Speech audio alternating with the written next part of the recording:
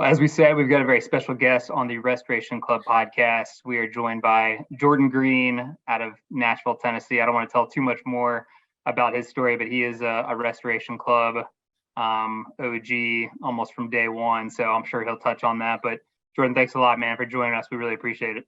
Yeah, thanks for being here, guys. It's good to catch up and good to get to talk a little restoration with everybody. That's awesome. Sure.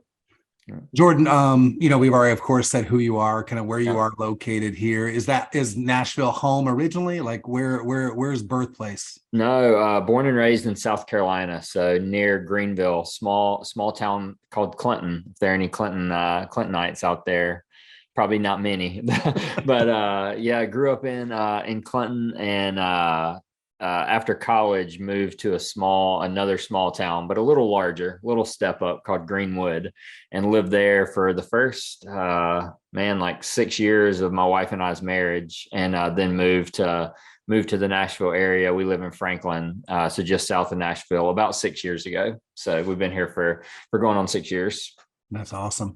What took you from Clinton all the way to Nashville, or I should say Greenwood to Nashville? Yeah. Job. I took a job at a place called Ramsey Solutions, a guy named Dave Ramsey. I was a creative director there for also about 6 years before hopping out on my own and starting my own little creative studio called Walton, which I'm about 6 or 7 months into now. So that's awesome. And what does Walton cover specifically? Like, what do you guys do?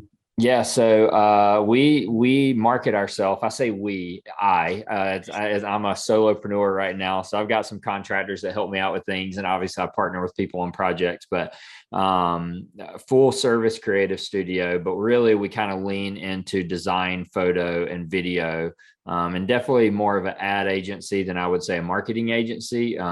There's a couple of marketing agencies that we partner with to fulfill work and do some shoots and things like that. But we're really more of a creative studio ad agency, working to do creative strategy and then execute on whatever deliverables come from that. Well, I know we've definitely got some creatives as part of Restoration Club, and I'm sure listening to this too, but I want to assume we've also got some entrepreneurs out there from starting your own thing. Is there any surprises you've seen already that you weren't expecting? Or is that a loaded question? Yeah, we could probably do a whole separate podcast about that. I would say the biggest thing that I'm learning, going into it, I definitely had imposter syndrome as, am I good enough as a creative to actually be out on my own and get jobs and add the value I need to add in order to get more jobs, and one thing I really am starting to learn is it is 90% who you know, and convincing them that you can deliver the value that they're looking for, and then delivering that value and preferably exceeding their expectations. And if you do that, they're going to introduce you to somebody else, or they are going to give you another job, or, they're going to want to do a long-term partnership. And so that's been the biggest thing I've learned over the last few months. And, really kind of the theme of what we're talking about here, relationships, just like in your personal life, to me, it's the same way in business. It is,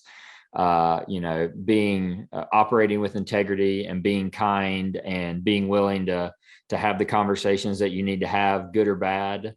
And a lot of fruit can come from that. And so that's been the biggest surprise for me, is just, hey, I really can't tell you one single client that reached out to me and said, hey, I saw your website and really would love to do some work. It's all been, hey, I met somebody that said I should talk to you about doing a job for me. And that seems to be a common theme so far for me. That's awesome.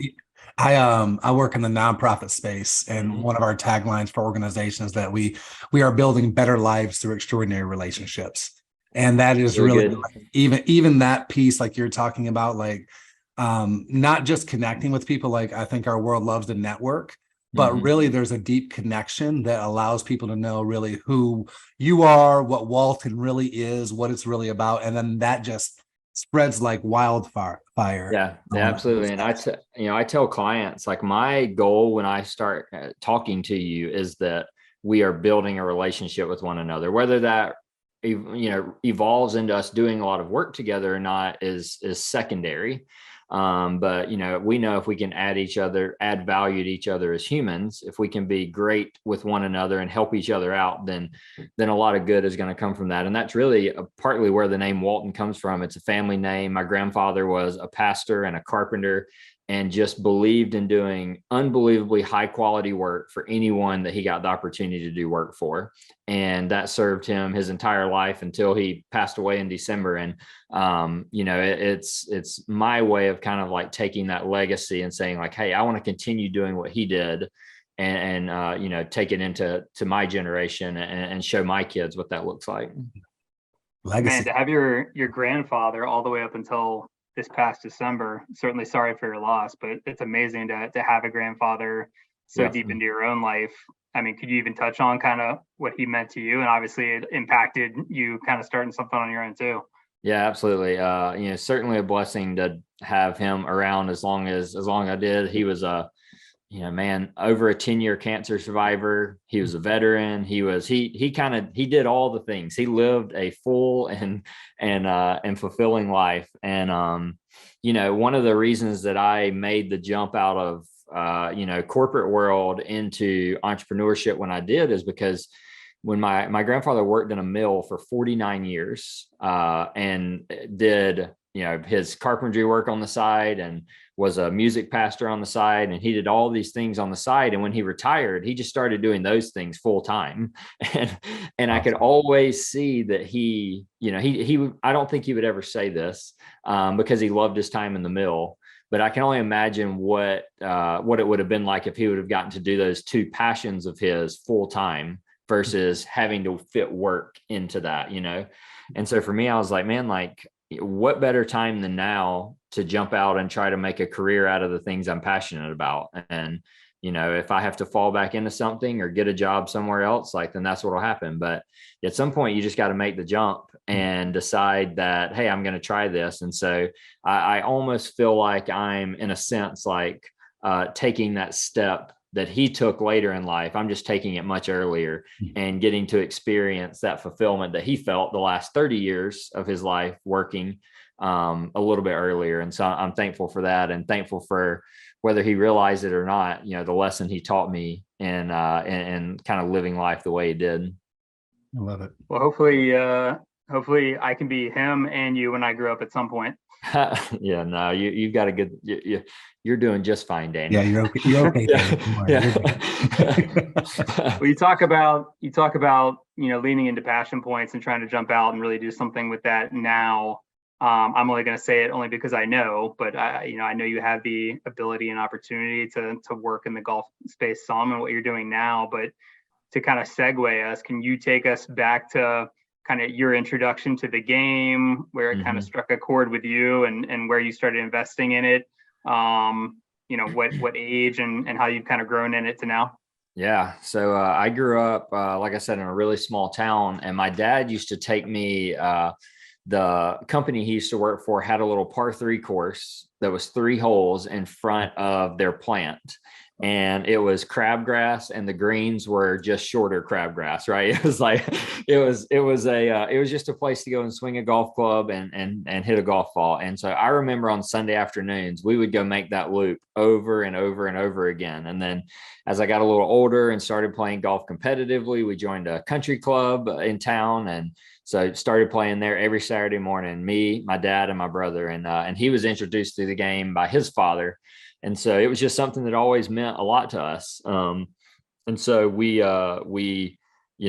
I just grew up playing it both as a hobby and competitively until I got to college. And, college was an interesting time for me, which again, another topic for another day. But I kind of fell out of playing a lot until my wife and I got married, which was fresh out of college. We were both 22, 23. And we lived near a golf course in Greenwood. And so I kind of picked up playing a little bit more frequently the first 5 or 6 years we were married, but always been a huge fan of the game, obviously followed the game as a fan, watching the PGA and all that kind of stuff. And, really when I was playing in Greenwood, I was really enjoying it. And then we moved to Nashville. we had our first kid in Greenwood, but when we moved to Nashville, no family here. And so, you transition from, it's hard to be away for 4 hours at any given time when you're in a new space. And I'm sure you guys have experienced that at some point in time, and especially when you throw kids in. And so we had Harper, who's about to turn 8. And then we had James a couple years later, who just turned 4. And so really for the first 4 years living in Nashville, I probably played golf 3 times a year. I would play when I went home to visit family. I would play when we went to the beach. But as far as playing locally, one, it was way more expensive than I was used to. There just aren't a lot of great public golf courses here that are affordable. And then I just didn't play a ton. And last year, or I guess it was the Christmas before Restoration Club began, Christmas before Builders Cup, right? My wife got me a rangefinder, and she was like, "Hey, I want you to start playing golf more." And I was like, "All right, you only have to tell me once." Take that one to the bank. Tell me more. Take that one to the bank quick. Yeah. Say no more, fam. And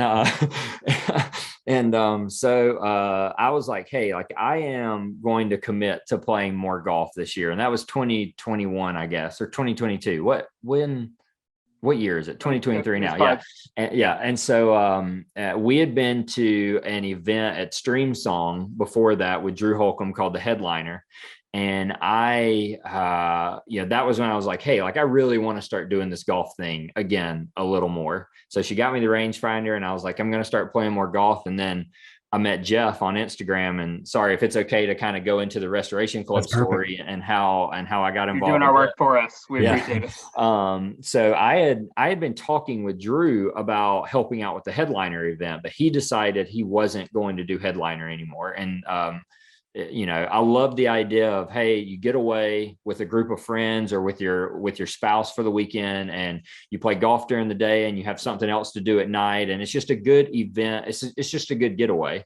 But he said he wasn't going to do it anymore, and I was thinking man, the only thing that the Headliner was missing was a spiritual aspect. And now I will say for Amanda, that's my wife, Ellie on Sunday morning did a kind of a worship set for the ladies that weren't playing in the tournament. And I think that was the highlight for her trip. And so that's what kind of made me think of, man, I would love to be involved in something like this. And then I guess it was in January, Danny, you'd probably know the time a little better. Jeff, who I'd been following on social media for a couple of years, just, gawking at his abilities as a creative and as a photographer. He posted the first Restoration Club, that video that he did. And I was like, I got to know this guy. Yeah. And so, I reached out to him on Instagram thinking he's not even going to see it. And sure enough, minutes later, he messaged back to me. And so we started having a conversation, and next thing you know, I was headed to Pinehurst for Builders Cup and met you guys. And the story is, it is what it is from there. And so it's a crazy turn of events to get me from there to, meeting you guys and having that experience at Pinehurst, which was, you guys talked about in the last podcast, but it was just a magical weekend. That's awesome. I love the connected piece of like you said, fangirling over Jeff's abilities. Yeah. And I feel like everybody saw that video. Yeah. And it all drew us and said that which is an encouragement, I'd imagine, to know that was the right thing to create, and it caught our attention. Next thing you know, we're all converging on a place. Yeah. I donated a few more shots than you did to Tobacco Road, but I don't know about that. It was a blast nonetheless. Yeah. When you do, this is really interesting to me when you talk about your humble beginnings in that par 3 in front of a plant in Clinton, and then going to different places, and then you're in Stream Song and all that stuff, and then even Tobacco Road here. Mm-hmm. What's your with Restoration Club? You were talking about how you were excited for what that next level of things could be. What piques your interest about Restoration Club? Yeah.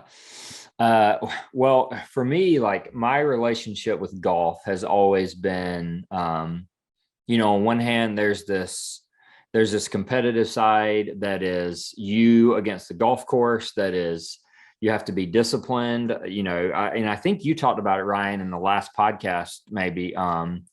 But, there's almost this relationship with golf that you have to have, that in order to be good at it, or at least in order to like feel like you can take next steps in it, you have to spend time with it. You have to actually like, get out there and play. You have to swing a golf club. You can't just think about it. And so you have to take action. And so there's this like action that I love about it. But then also I think that there's this community and camaraderie that comes with spending 4 hours with somebody on a course that, you just don't get in a lot of other places. And maybe it was you, Danny, that said, you can miss a business call and not call back 4 hours later and tell them, oh, I was on the golf course, and they just understand. It's just like this unwritten rule that when you're on a golf course, you have the ability to silo yourself and just be present and be there. And so I think anytime you can get a group of people together and you can put them in a place where it's okay to be present and forget about what's happening in their outside world, or open up and talk about what's happening in their outside world, it just creates a special bond that is hard to recreate in other places.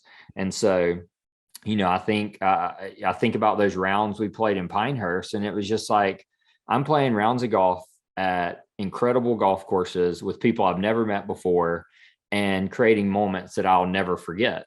And I think that recreating that over and over again for people, it creates those like monumental, those milestone moments in their life where maybe they have a conversation that forces them to like take action on a decision they need to make, or it reminds them that, hey, I love this game, and in order to love this game and do it well, I need to get more disciplined in certain areas of my life, or I need to I just think there's so many life lessons that come from having the game of golf being a part of your life. And so, I think the relational side of it is there. I think the habit side of it is there. And then obviously I think there's a spiritual component to it, because I think anytime you're putting, especially men, in a situation where they have to be vulnerable, or where they are getting asked, or they're having conversations that maybe they don't feel free enough to have in other places, whether they want it or not, there's like this God thing happening that eventually they're going to connect the dots of, and then faith gets involved. And so I just think all of that wrapped together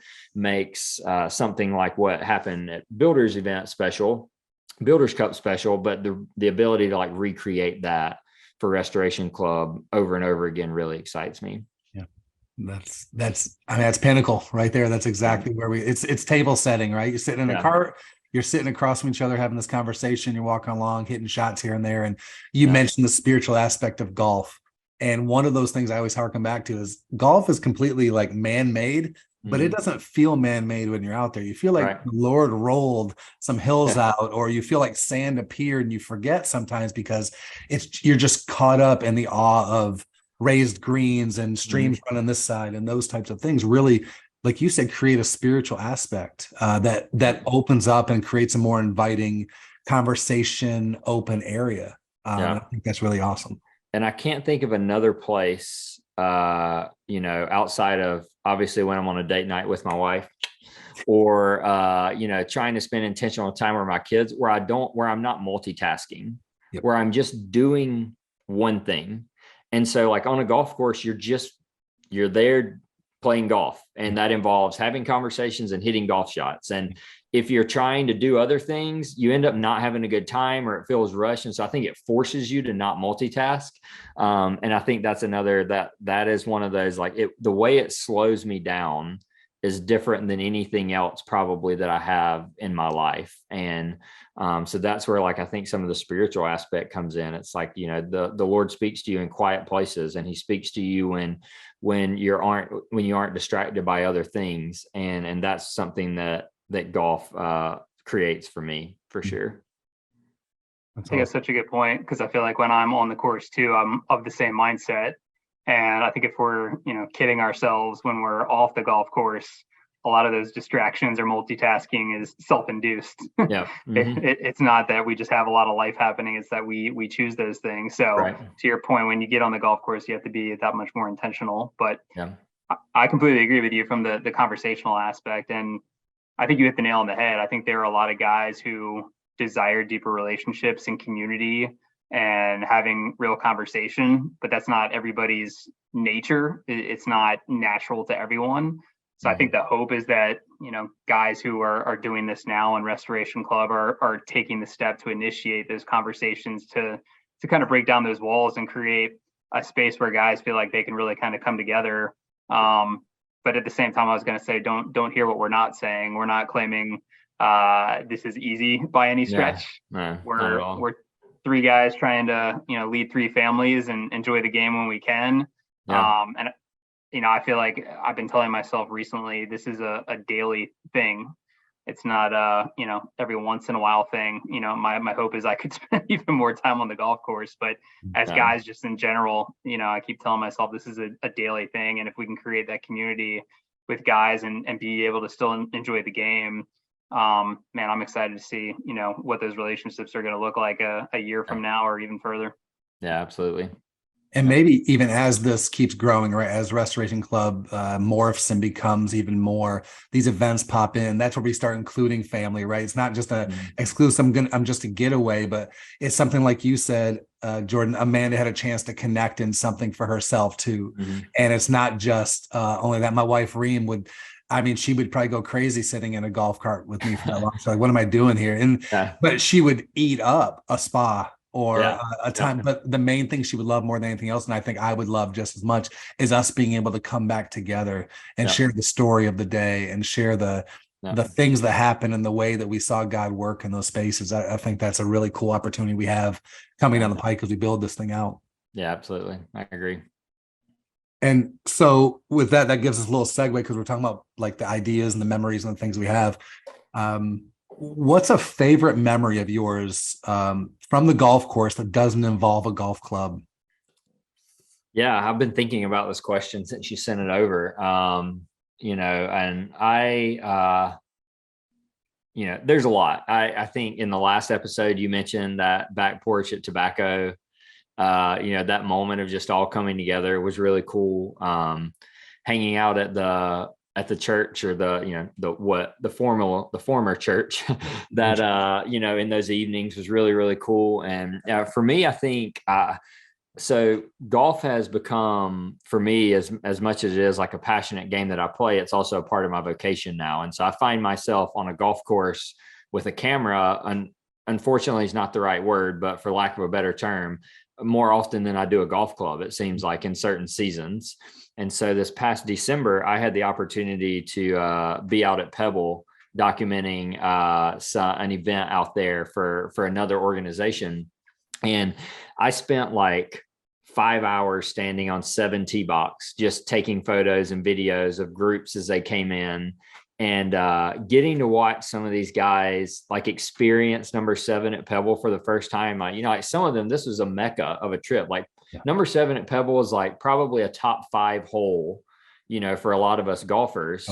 And to get to see them experience that hole, as a creative, I just love creating memories, and I love capturing memories and like seeing that emotion that comes from that. And so getting to watch people experience that all day was like a really, really neat thing. And so, that's one that stands out to me as special as getting to see that. That was kind of neat. That's so awesome. You say that was one of your most memorable without a golf club, but tell me, did you put a golf club in your hand standing on the 17th at some point? Yeah, I hit a few shots for sure. There we go. There we go. That's what we need to hear. Missed a couple greens and hit a couple greens, so I would about halfway through the round, I'd been with these guys. It was about 120 guys. It was a pretty large event. And so I had met a lot of these guys over the last few days. And so the ones that I was comfortable with, I'd be like, hey, the tip for the cameraman is to let me hit a golf shot, so bring an extra ball for me. And they let me hit some shots. And so it was fun. Yeah. Rightfully so. Well deserved. That's awesome. Yeah.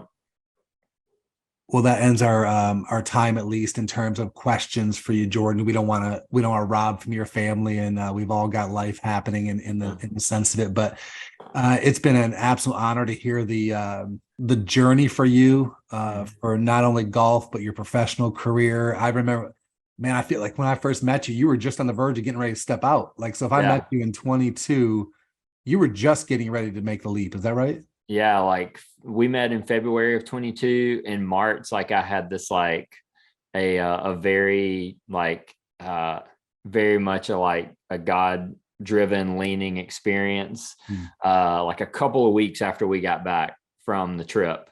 And then in September is when I went out on my own. And so it was, then I was getting ready to go through a lot of life change when we met back in February. So it's been a wild, not even year, or well, I guess just at a year now. Yeah. That's amazing. That's amazing to see it all play out, and how the possibilities of what we're building here, with the idea of restoration for the individual, for the group, for the community, for whatever it is, that we have this opportunity now with our stories and with our connections to really see this world restored to a better place. We get to have an opportunity to do those things. So we appreciate your time. Yeah, for sure. And thank you guys for kind of getting this started. I know this has been, like you said, we've all had a lot of life happen in the last year. And so you guys doing this has been a topic of conversation, maybe not your guys' name on it, but us doing it as Restoration Club. And so to see you guys run with it and start putting stuff out there, just really thankful that you wanted to carve that into your schedule. And I'm excited for, the people that are going to get to hear it and get plugged in with Restoration Club through it. So thanks for your investment as well. I think it's, going to go a long way and going to be a lot of fun to listen to. So I think it's, going to go a long way and going to be a lot of fun to listen to. So.